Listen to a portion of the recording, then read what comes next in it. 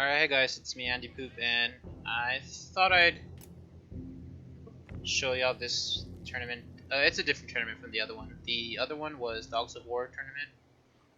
I got down, actually, I went to the third place match and I lost to Olda.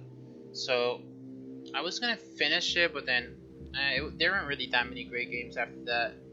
Like, and I didn't record them also. I forgot to record the Panda series. I only got one game. And then I didn't record the Unjaga series, and then the Ulta series I didn't record either. I just recorded like 2 games. But I was kind of mad because I lost, so I didn't really care. I didn't really care for it. But I guess 4th place is not bad, but whatever. So I just thought I'd do this one. This is KhornesChampion number 2. He's a streamer on Twitch, so if you just look up KhornesChampion, just like the Chaos God, so spelled the same and everything. He's like a red. It's like all red, the picture. It's pretty cool. But yeah, it's his tournament. It was a 1st place, $20, 2nd place, $20. 3rd place, I don't know if he had one. Steam gift cards. But yeah, this first match, it was like a 16 or 18 players, but like elite players. But he only like got all the good people to play. I don't know why. Whatever, it was really good because a lot of good players goes for a lot of good matches and a lot of good like strategies and stuff like that, which you'll see during the games.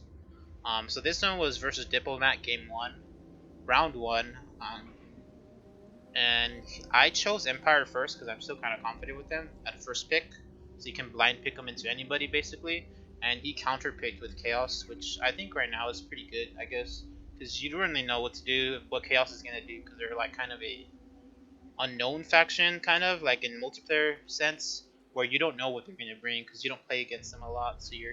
So I was scared he was gonna go flying and try to snipe my lord. Because empires are not known to bring a lot of archers, maybe like two or three max. So I was kind of scared. So I opted for the ground, which was okay, and it's not like I did like a crazy dumb ground. It was good.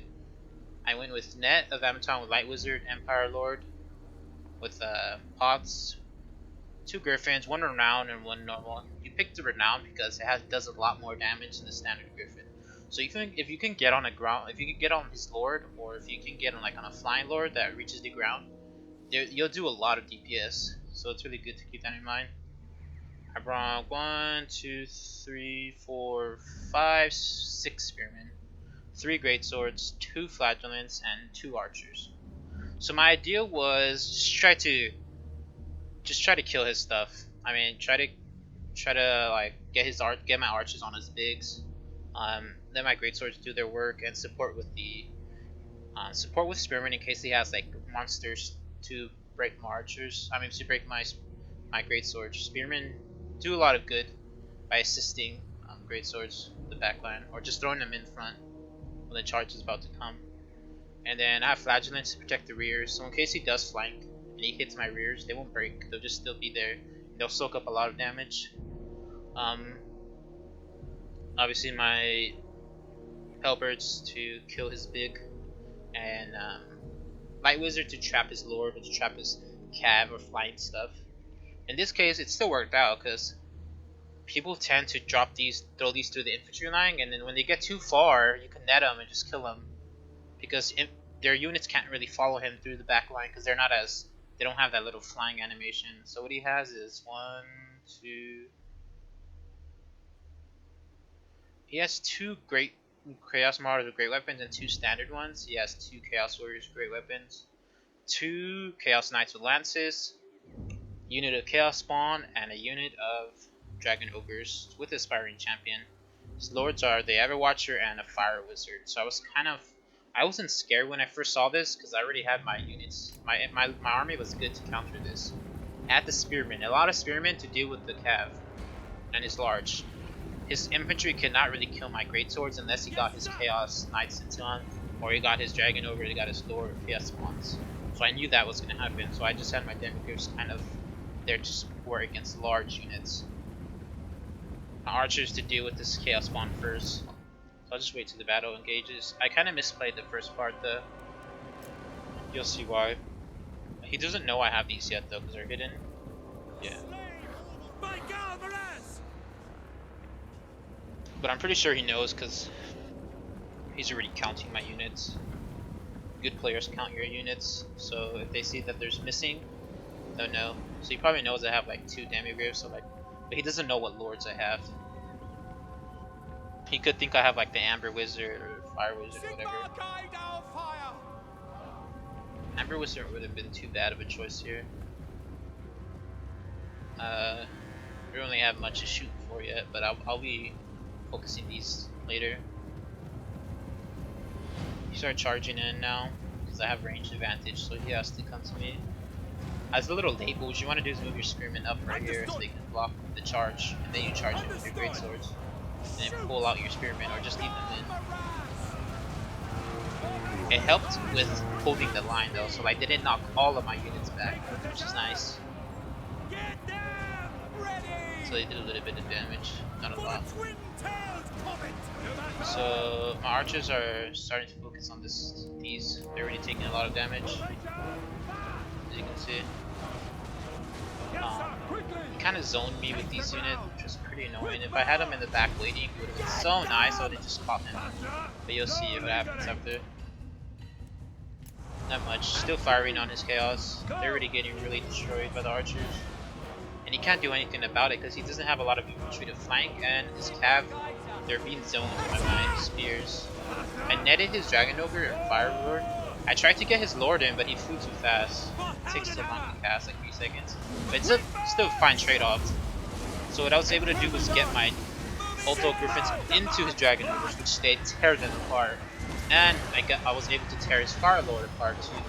And at the same time, I engaged his Chaos Knights with Lances with my standard Demigryphs, which is standard Demigryphs will win like no other. They'll win so bad. So it was a good trade for me here. And I got his Dragon Ogres on the back too, which was the only thing that was probably gonna beat me. Was his the only thing that he had his win conditions were his Chaos Lance, his Chaos Knights, and his Dragon Ogres, and maybe his Chaos spawns, which was fine. That's what I knew.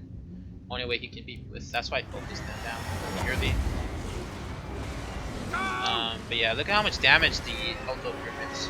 That's one difference. So you think like, what is the difference like from the standard and the renown? Is obviously the terror is really big, but they do a significantly a lot more amount of damage than the standard Demigryphs. They're like glass cannons. They take a lot of damage, but they deal like a ton of damage too. So you have to be very careful with them and get them in the right position, the right scenarios. Because when they're just able to do damage without taking any, that's where they're the best. Look how fast they chunk them. Like, disgusting. And they didn't take any damage. They're full health, and they killed an entire unit of Dragon Ogres plus a Fire Lord.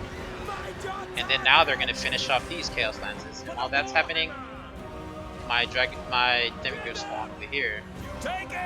They were even fighting 2 units too, Chaos Monsters. They still won. So now his 3 win conditions are basically over. Like, he has no other win condition unless I just misplay. I mean, I don't even know. If I lose my Lord, it doesn't even matter because I still have my Demigryphs full health. And he only has like these really weak Dragon Ogres that routed. And now here comes how much you're gonna see how much damage they do to these. This was my initial plan. Whoa, he can still move through the net? Broken. Yeah, so look how much damage. One thing people might get, like, they're very mad at or annoyed at is that the Everwatcher is very hard to stop because his little dashing animation that he has. So he can fly through your ranks and just destroy all of your infantry. But what can't he not run through? He cannot run through big units, so you cannot run through cav, and he cannot run through a net. So that's why Broncan specifically. But it would have helped. If it would have helped if he had Flying Lord, so I can net them, and it would have helped versus I have a Watcher, so I can net him. Because he's still a Ground Lord, which is not super fast. He's fast, but not like a Flying Lord fast. So if I can net him down and get my Demigryphs on him, look how much damage they're dealing. So much damage. And I didn't even focus him with archers at first, because it wasn't no point. He has that 70 armor. 70, I think it's 70% resistance to archer fire. So if I knew he was gonna run through the back line, I could net him and just beat him down with my Demigryphs, because he's trapped, he can't move. can't actually get out of here. They're too big. So I'm pretty sure, don't be afraid to bring the Hammer up. You might think that it's not meta anymore because not a lot of people like it because it got nerfed, but it's still very strong, very, very powerful. You just have to know when to use it at the right time. This is a good, way to use it. You surrendered. You'll see that I used it actually terribly in one of my other games to come. But you'll see. But yeah, look at my units. Like, hardly took any damage. These did what they were supposed to do, was cover my flanks. And they did well. They got charged like by Chaos Knights and they held them down. This is the one that I think fought the Demigriffs, right? I'm pretty sure. Yeah, I think they fought the Demigriff and only killed one unit. That's how badly the Demigriffs went.